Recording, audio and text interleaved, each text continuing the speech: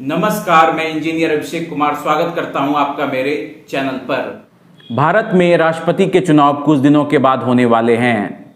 ऐसे में देश के राष्ट्रपति रामनाथ कोविंद का कार्यकाल 24 जुलाई 2022 को खत्म हो जाएगा। 18 जुलाई 2022 को चुनाव कराया जाएगा। चुनाव आयोग ने नोटिस जारी कर कहा है कि 29 जून 2022 तक नॉमिनेशन भर सकते हैं। ऐसे में सरकार और विपक्ष दोनों ने अपने उम्मीदवारों के नाम घोषित कर दिए हैं। सरकार की ओर से द्रौपदी मुर्मू का नाम और विपक्ष की ओर से यशवंत सिन्हा को उम्मीदवार बनाया गया है। तो आज वीडियो के माध्यम से मैं साझा करने वाला हूं कि आखिर देश के राष्ट्रपति के लिए चुनाव कैसे कराया जाता है और क्या होती है इसकी पूरी प्रक्रिया। साथ ही यह भी जानेंगे कि 25 जुलाई को ही क्यों शपथ लेते हैं नए राष्ट्रपति। अगर आपने अभी तक चैनल को सब्सक्राइब नहीं किया है तो सब्सक्राइब कर लें और साथ ही बेल आइकन दबाना ना भूलें। चलिए बिना देरी किए शुरू करते हैं।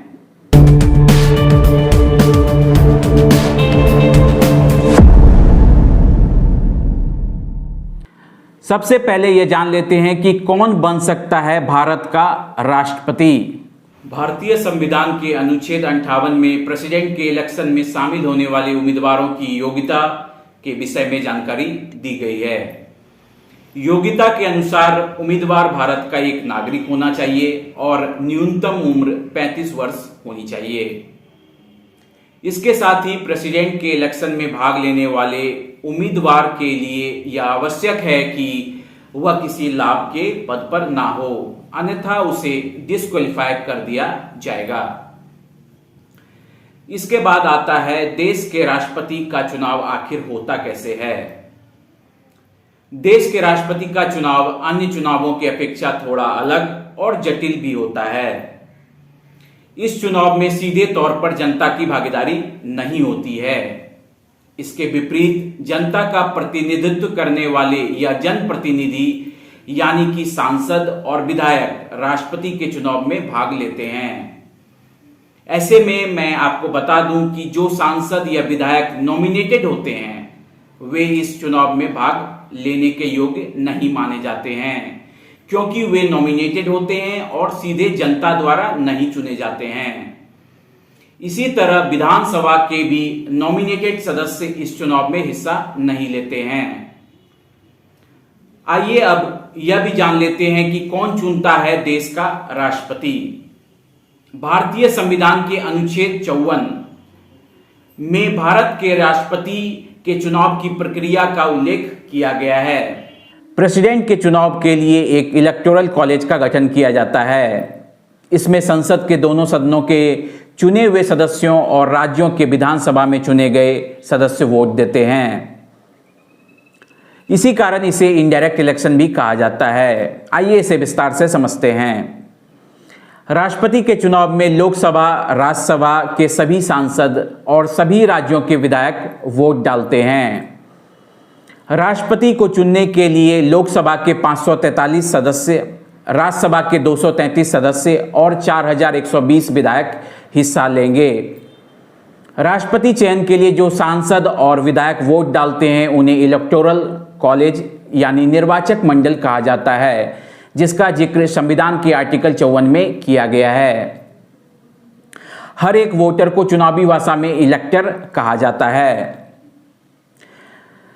इन सभी के वोट की अहमियत यानी वैल्यू अलग अलग होती है। विधायकों के वोट की वैल्यू उस राज्य की आबादी और सीटों की संख्या पर निर्भर करती है। यहाँ तक कि अलग अलग राज्य के विधायकों के वोट की वैल्यू भी अलग अलग होती है।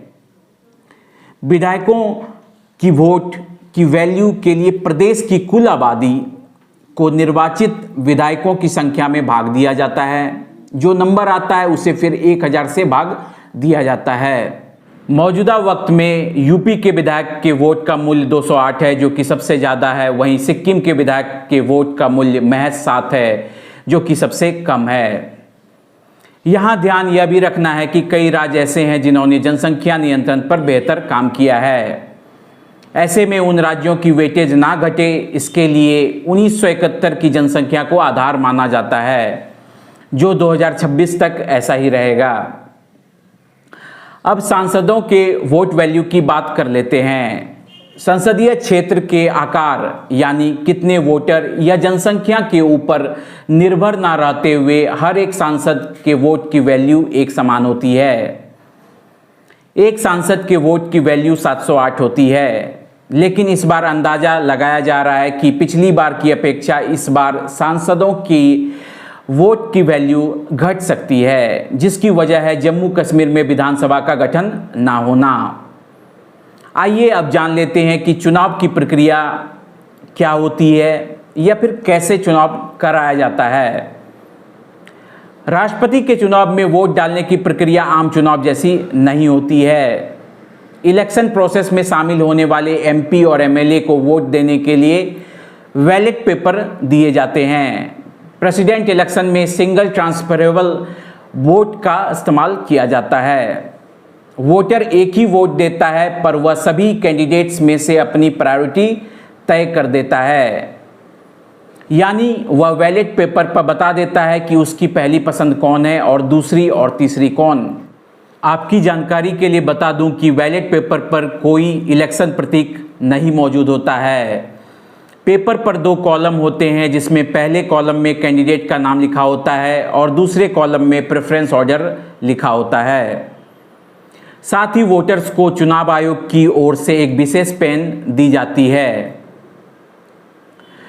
उसी पेन से उम्मीदवारों के आगे वोटर को नंबर लिखने होते हैं।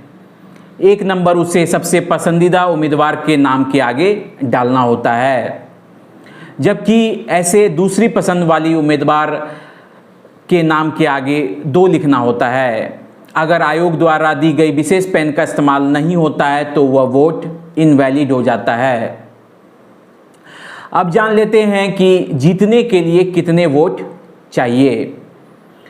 राष्ट्रपति के चुनाव में सबसे अधिक वोट प्राप्त करने वाले उम्मीदवार को विजेता नहीं घोषित किया जाता है, बल्कि वही प्रेसिडेंट बनता है जो कि सांसदों और विधायकों के वोटों की कुल वेटेज का आधा से ज़्यादा हिस्सा प्राप्त कर लेता है। इस चुनाव में पहले से ही तय होता है कि जीतने के लिए कितने वोटों की आवश्यकता होगी। इस बार इलेक्टोरल कॉलेज के सदस्यों की वोटों का कुल वेटेज 10,98,882 है, यानी जीतने के लिए उम्मीदवार को 5,49,442 वोट प्राप्त करने होंगे। जो उम्मीदवार सबसे पहले वोटों की संख्या को प्राप्त कर लेता है वही प्रेसिडेंट के रूप में चुना जाता है। वहीं 18 जुलाई 2022 को मतदान होगा, तो नतीजे 21 जुलाई 2022 को आएंगे।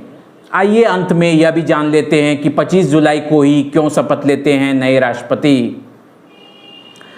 हर 5 साल पर 25 जुलाई को देश को नया राष्ट्रपति मिलता है। ये सिलसिला 1977 से चल रहा है, जब उस वक्त के राष्ट्रपति फखरुद्दीन अली अहमद का कार्यकाल के दौरान फरवरी 1977 में निधन हो गया। राष्ट्रपति के निधन के बाद उपराष्ट्रपति BD जत्ती कार्यवाहक राष्ट्रपति बने। नए राष्ट्रपति की चुनाव प्रक्रिया पूरी होने के बाद नीलम संजीव रेड्डी 25 जुलाई 1977 को राष्ट्रपति बने। इसके बाद से ही हर 5 साल पर 25 जुलाई को राष्ट्रपति चुने जाने के बाद शपथ ग्रहण करते हैं। आज के लिए बस इतना ही। मिलते हैं किसी नए ज्ञानवर्धक वीडियो में। तब तक के लिए आप चैनल को सब्सक्राइब कर बेल आइकन दबाना ना भूलें। मेरी वीडियो को देखने के लिए आपका बहुत बहुत धन्यवाद। जय हिंद, जय भारत।